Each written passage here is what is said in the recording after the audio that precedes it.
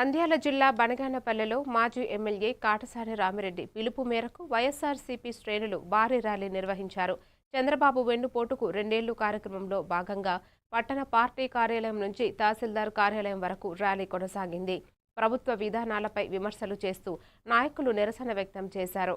ఈ కార్యక్రమంలో జిల్లా నియోజకవర్గ స్థాయి వైఎస్ఆర్సీపీ నాయకులు, కార్యకర్తలు పెద్ద సంఖ్యలో పాల్గొన్నారు.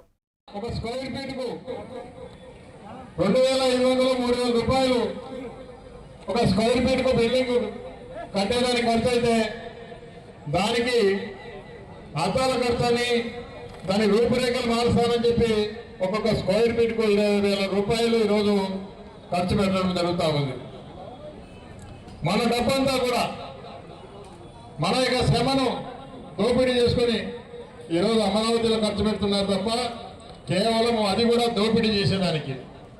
ఇక్కడ కేవలం నియోజకవర్గాల పరిధిలో ఎమ్మెల్యేలకు, మంత్రులకు, తెలుగుదేశం పార్టీ నాయకులకు మీ పని మీరు దోసుకోండి, మాది నేను అమరావతిలో దోసుకుంటానని చెప్పి కార్యక్రమం చేయడం జరుగుతూ ఉంది.